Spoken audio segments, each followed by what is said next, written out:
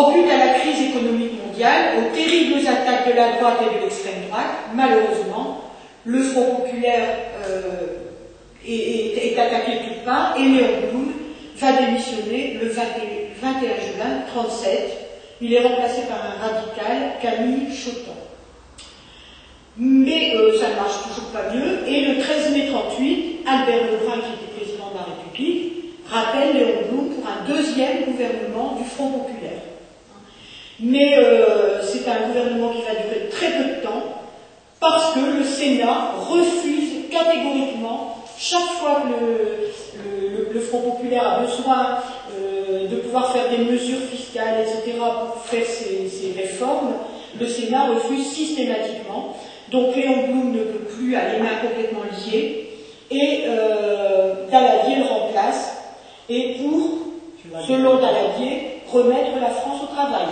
Encore une fois, on entend ça souvent.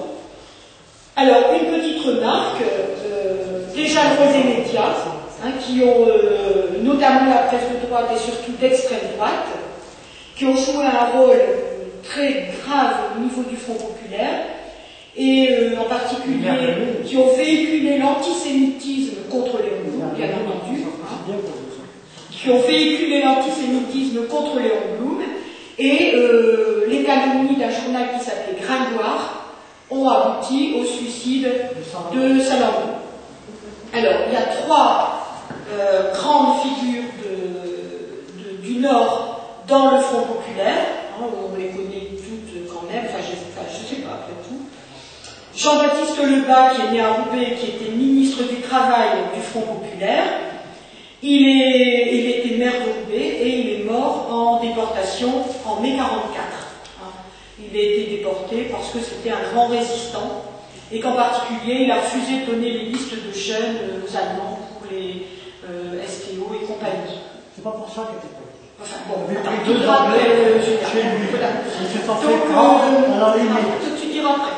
Alors après,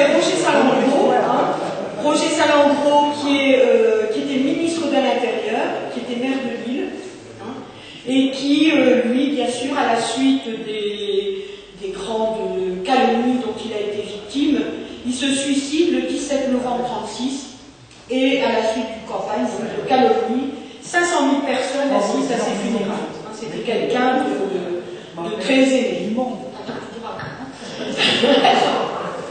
Le troisième, c'était Léo Lagrange, qui n'était pas natif du Nord, mais qui était député du Nord, qui était secrétaire d'État au sport et aux loisirs. Et d'ailleurs, il a créé des mouvements Léo Lagrange qui existent encore maintenant et qui sont très actifs. Et Léo Lagrange, lui, était quelqu'un qui n'était pas mobilisable pour la guerre, parce que vous savez qu'au moment de la guerre, dans le Parti socialiste, il y a des gens qui ont fait scission parce qu'ils étaient pacifistes. Certains d'entre eux, malheureusement, ont d'ailleurs collaboré. Par contre, il restait dans le Parti socialiste des gens comme Jean Lebas et Léo Lagrange, entre autres. Léo Lagrange n'était pas mobilisable, mais il s'est quand même engagé dans la guerre et il était lieutenant. Il a été tué en 1940. Si, il était mobilisable. Mais comme parlementaire, il devait parler. Mais il a été volontaire. Donc, c'est bien ce que je dis. Donc, voilà. Donc, il y a également quelqu'un qui n'a pas été ministre, mais qui a également joué un grand rôle dans le Front populaire.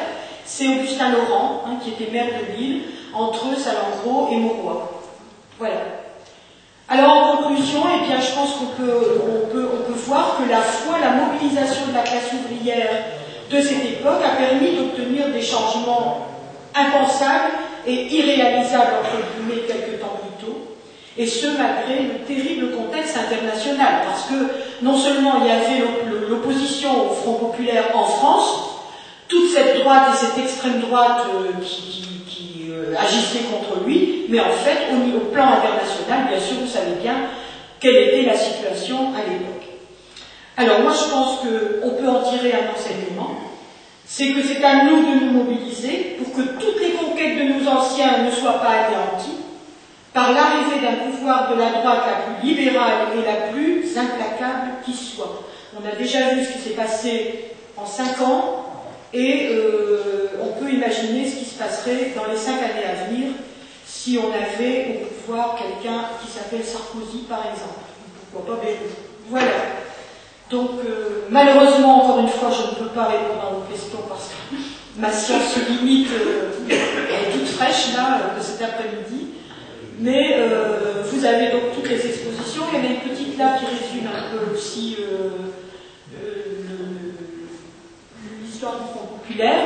Si les gens souhaitent avoir une copie du petit résumé que je viens de faire, il y a une feuille là-bas sur la table et vous pourrez, pour la modique somme de 20 centimes, parce qu'il faut payer l'encre, obtenir ce résumé. Voilà. Alors maintenant, si quelqu'un a des questions à poser à Julien, alors comme Julien, il a beaucoup de choses à dire, qui est très bavard, on va lui octroyer 10 minutes, parce qu'après il y a Fanny qui va vous expliquer. Ah non, non,